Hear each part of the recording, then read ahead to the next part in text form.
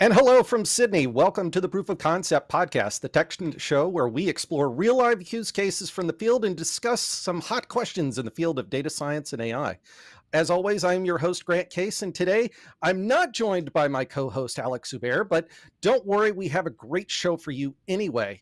So, here in season 2 of Proof of Concept, in addition to our normal discussions around AI and data science technologies, we've also been putting a focus in on how different industries are impacted by data science and AI. So today's guest, Felipe Flores, is the co-organizer of Data Science Melbourne. He's also the founder and host of the Data Futurology and Data Futurology podcast. And for our conversation today, because quite frankly, Felipe's not doing enough, apparently, he is also the head of data and technology for Honeysuckle Health, a new entrant into the healthcare AI healthcare space. So welcome to the Proof of Podcast there, Felipe. Mate, thank you so much. I'm so excited to be here with you. Thanks so much for the opportunity. Really looking forward to the conversation. Absolutely. I am too. So before we begin, Felipe, why don't you give us a little bit of background about yourself and how you came into the AI space within healthcare? Yeah, thanks, mate. Um, I got into data science and machine learning when I was at uni. I did my thesis on predicting fatigue levels for truck drivers in the mines, and that Mm. was using EEG. So, as part of this research project, we had sensors that would measure brainwave activity, and that was done by an electrical engineer and then passed to me to build the onboard computer and then the predictive model to go from brainwave activity to a number from 1 to 5, where 1 was you're fresh awake and number 5 you were asleep. And then we got to a point of developing through the research that when we could detect people at different levels of tiredness, and when the algorithm went from you have being at a number 3 to going to a number 4 tiredness, you couldn't drive the truck in the mine anymore. And then that became a commercial product, which then became a company. The company is still going today. I was involved as a research engineer doing a bit of the computer systems and the AI and ML models to do that. That was really exciting. From there, I went into consulting for 7 years, analytics and data science consulting, large and small businesses. I spent some time at IBM working in telco, etc. Then I had my own consulting business for about 5 years, grew that to about 50 people, sold off my part, took a little bit of time off, went into ANZ Bank as head of data science, spent about 5 years there in finance, then had another role at Liberty Financial, which is a group of about 12 companies in finance. And I was the group head of data science there. And after that, I looked and I had spent about 5 years in finance. And I said I wanted to do something different with this wonderful technology. And I saw as healthcare as something more purposeful that we can have a positive impact in people's lives. So I jumped over to Honeysuckle Health about 2.5 years ago. And I've been impressed, surprised, and excited by the opportunity that AI has in healthcare. And I'm keen to explore that. All right, fantastic. Sounds like it was a very interesting and a varied role or run to get to this point in time. So here at the Proof of Concept, we kind of kick things off and we like to talk about what's cool stuff with this technology, with this AI ML stuff. And obviously, healthcare space is huge. And there are so many different parts. You have the healthcare practitioners, you have the patients, you have the government agencies which we use.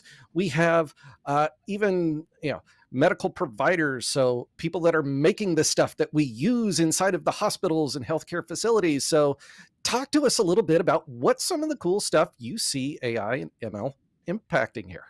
Ah, mate, great question. So when we hear about the headlines of AI in healthcare, the majority of the focus is on using computer vision for diagnostics purposes. So looking at X-rays, looking at brain scans, and helping clinicians with the diagnosis of certain conditions, particularly as the demand for healthcare continues to increase every year. Having these clinician assisted models or clinician assisting models is super important. And computer vision, obviously in AI, has made leaps and bounds in terms of progress. The applications in healthcare are definitely exciting. There are other areas where there is a little bit less focus in terms of the headlines, and AI is making huge progress applied in those areas within healthcare. One of those is using NLP. So looking at text documentation as at the notes that clinicians are creating and using those to predict conditions, and particularly chronic conditions that people might have, which are then their chronic conditions are conditions that carry on for a long time and are quite detrimental to their health, and they have knock-on effect to broader areas of people's health. So we want to stop people from getting them as much as possible, and once they do, we want to help them manage them in the best way possible. Additionally, we can help in healthcare. There's a big opportunity to automate processes, automate things like clinical coding. So the whole Hmm. industry runs on standardized clinical codes that are global standards. Sometimes they get customized for a particular country or region, but they're at a global level. And that coding today is still done manually, for example, and very large part. So looking at automation of those type of components is key. And then the final piece that I'll mention is looking at healthcare. I think that there's not enough focus on looking at healthcare as a whole system and having an optimization lens that we can bring. That if you think about um, applying the playbook of the big tech companies, and if you think of Netflix giving you recommendations on what content to consume, we could get to a point where AI is giving you recommendations on which clinician to go see, what are the best paths for your particular background conditions, best course of action for you to get the best outcomes that you can. And that sort of whole of system optimization is something that I'm particularly excited about. Yeah, fantastic. No, I worked with the doctors and clinicians of Columbia University in the United States, and one of the keys you mentioned there, natural language processing, is absolutely something that they were looking at to how could they pull text out of the doctor's notes, because quite frankly, that's a lot of where the value is. It's not necessarily the standardized coding as necessarily, but getting those hints and tips on what things are and what the different symptoms are that people are going through. That's fantastic. So I guess you just broke down computer vision, NLP. We talked about just a bunch of things, but obviously, if you are a healthcare CEO, how do you explain this? How do as we call this Eli 5, our CEO. So, how do you explain this to an executive management team, maybe even your own management team, why this is so important, uh, the AI ML piece inside of healthcare? One of the key pieces that AI and ML can bring to healthcare is the measurement of return and measurement of value, and that's a key that's critical because healthcare was built upon randomized clinical trials, and having so that they're used to having a control group and a treatment group and looking at the different effects of a drug or a particular intervention, but it we don't have randomized controlled trials for all of the types of interventions that we can have, and for all the types of interventions that we're providing people with today.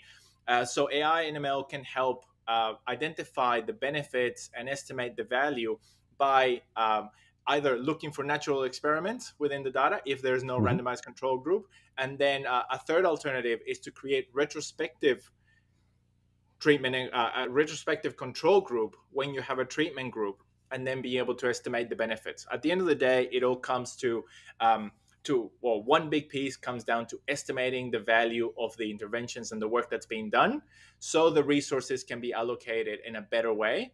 And there's a lot of opportunity for improvement within the system just looking at that component.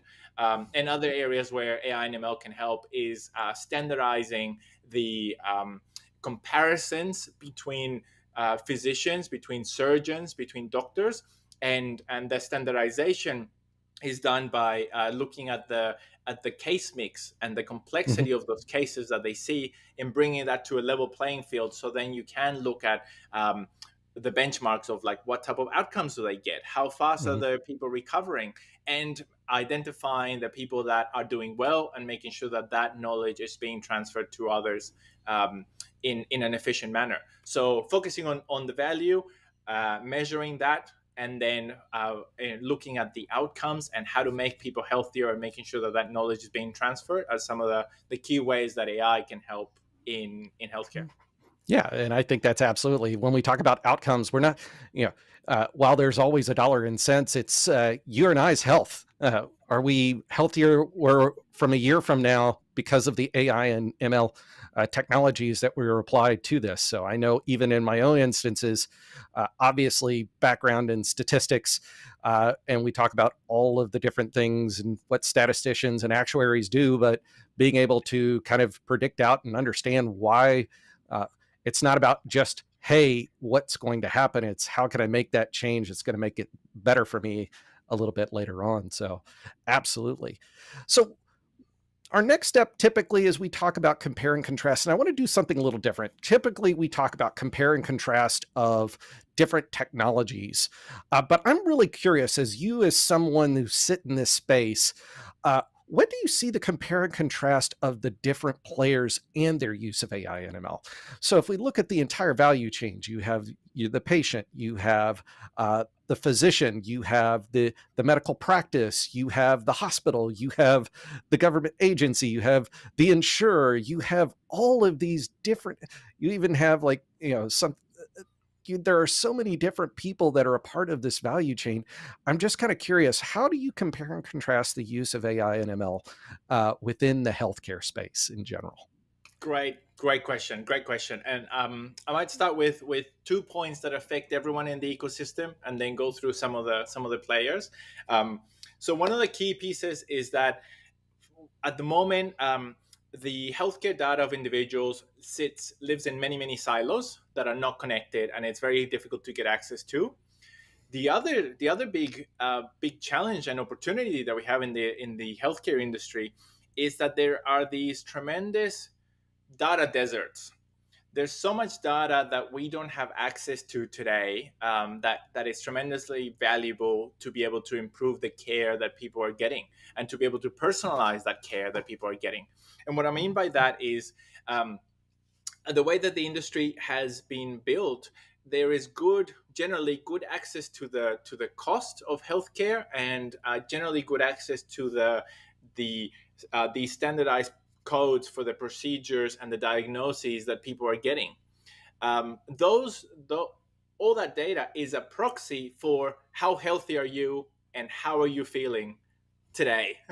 And that data of how are you feeling today is super difficult to get. And Mhm. nobody So is wants. it a regulatory? Is it we just don't get that information? We don't record that information? Why don't we have, why is there a desert? Is it because there's rain? Is it because it was salted to the earth? What's going on? Yeah, great question. There is at the moment the best.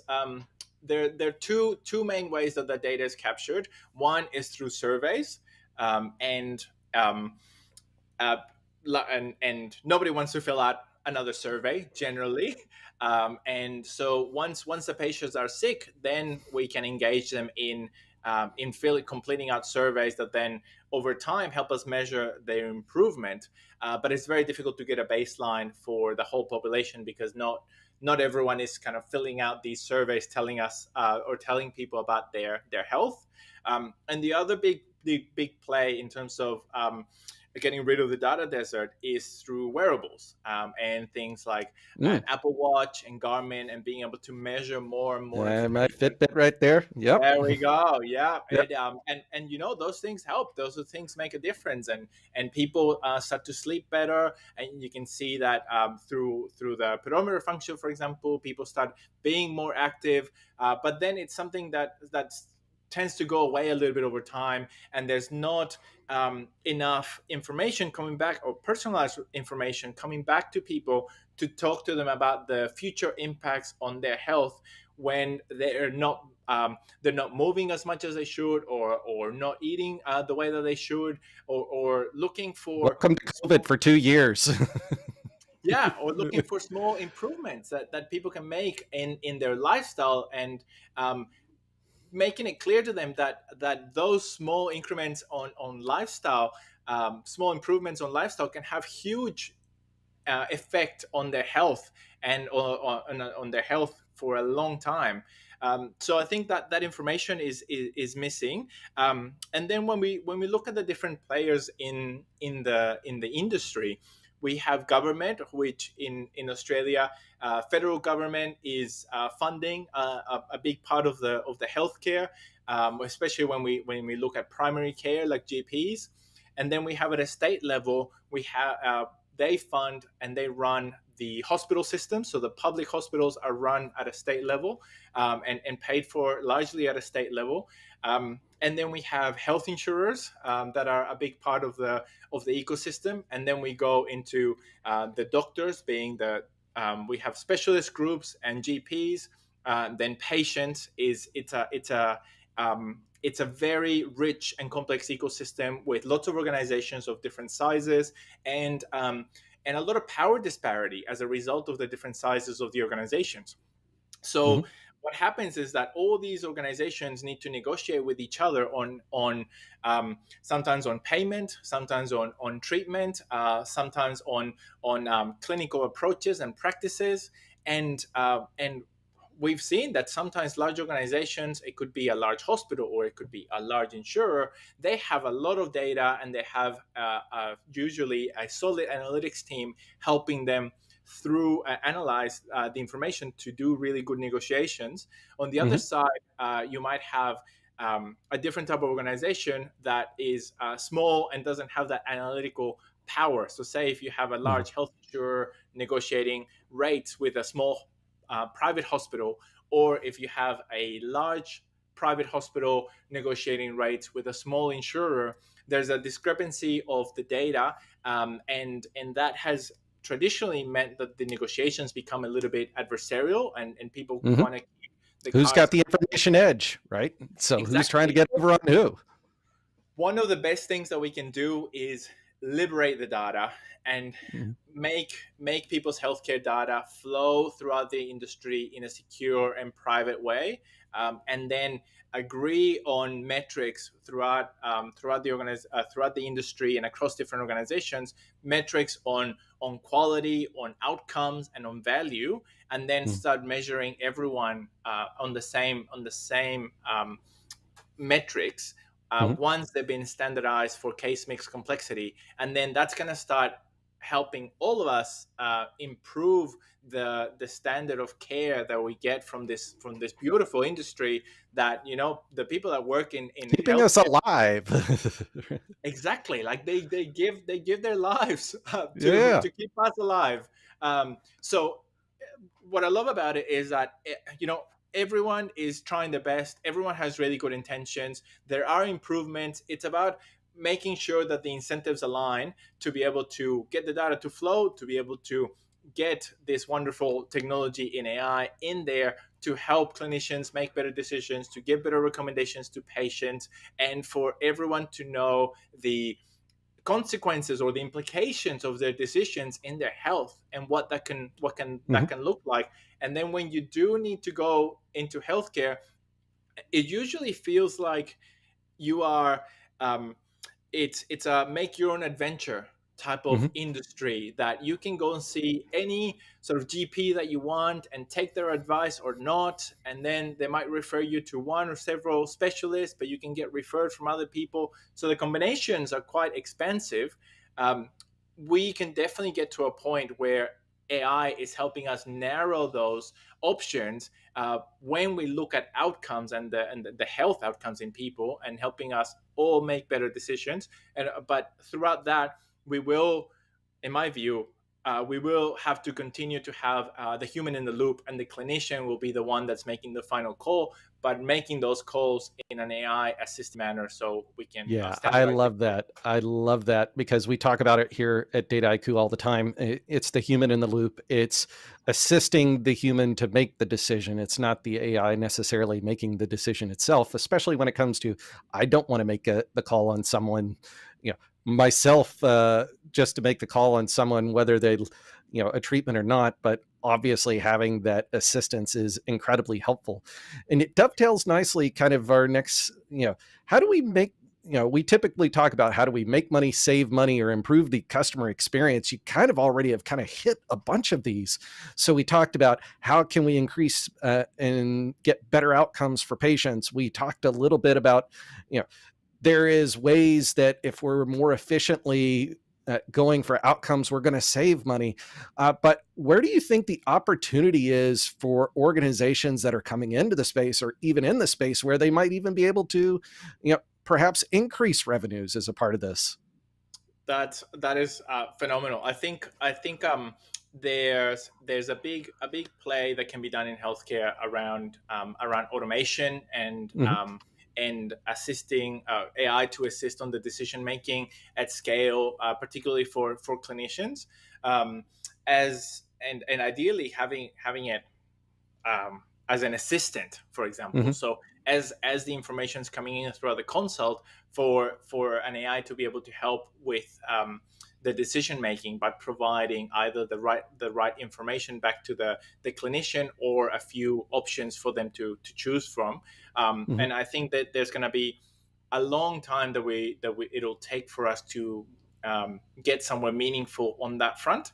I think the immediate impact that we can have for people, for patients, for is to use data and AI to become the glue in the healthcare ecosystem. And what I Hmm. mean by that is, because the interactions with the industry are largely make your own adventure, it means that Hmm. it's largely a bit disconnected. You go from one person to the other. Often it's up to the patient to remember their clinical history, everything that's happened to them, and for the patient is usually the person with the highest emotion Hmm.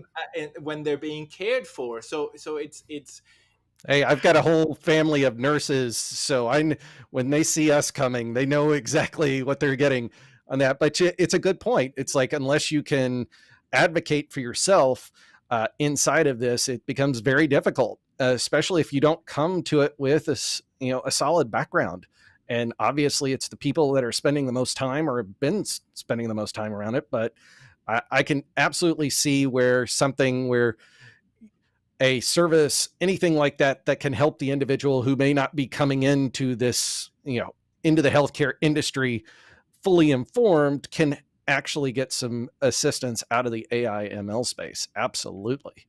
100%. And that can benefit the patients, the individuals, but giving them the right level of support that they need at that point in their journey.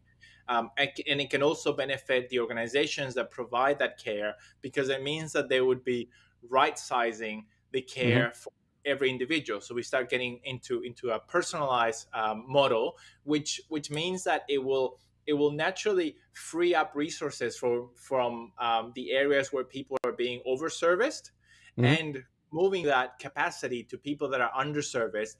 And that happens when we have large blanket rules that try to grab everyone that looks a similar way under the one Hmm. banner. But with AI, we can be a lot more targeted. And I think that's the when you look at the whole of system optimizations that we can do, I think that's the quickest path. Like, get a how do we get AI to help support people in their healthcare journey? And the delivery will have to be a human component. So there Hmm. is the need for nurses to be in there, helping the people and using the inputs from the AI. That's one of the big things that we do at Honeysuckle Health that I'm super passionate about, and I really believe that it can make a big difference in people's healthcare journey, in their health outcomes, and in their lives. Yeah.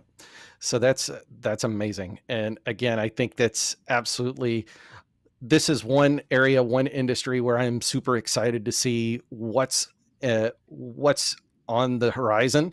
I've done a couple of different projects in my previous employer where we working with uh, I believe it was a healthcare agency out of South Carolina in the United States. And it's like, how do we start to predict readmissions Mm. into, to make sure that we are getting the right outcomes for folks that are going in for heart surgeries.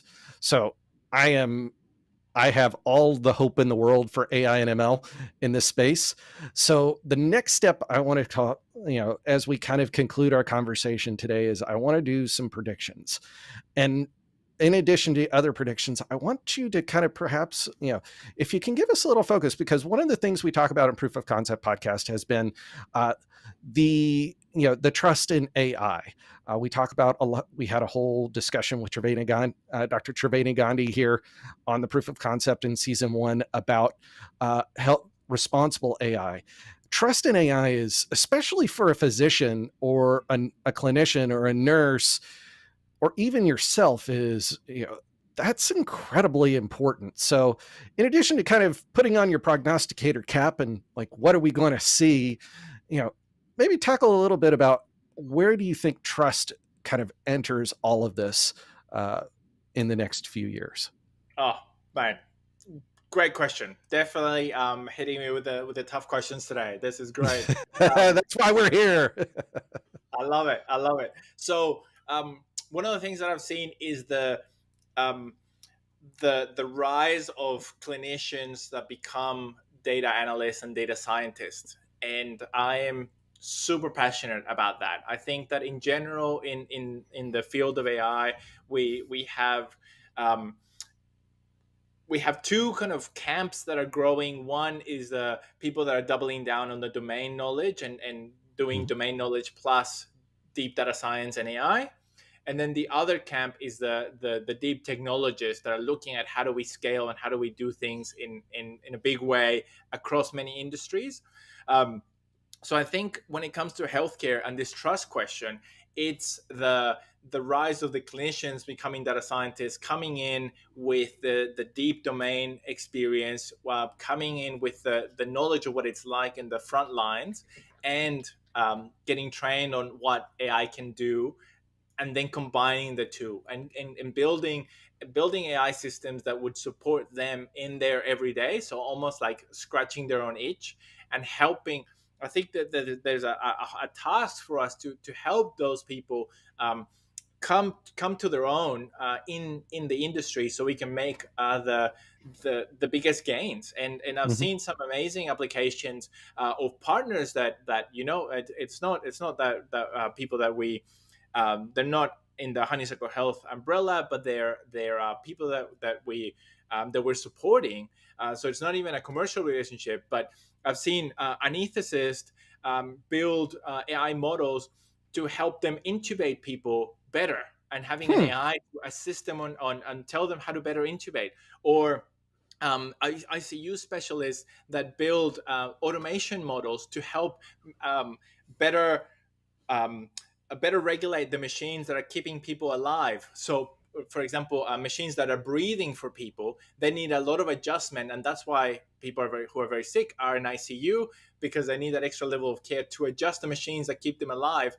I've seen like ICU specialists get AI skills to help automate those machines. Like stuff like that is amazing, and I think Mhm. that's where a lot of the type of people that we need to empower. I think that's where the trust is going to come from the humans that know best.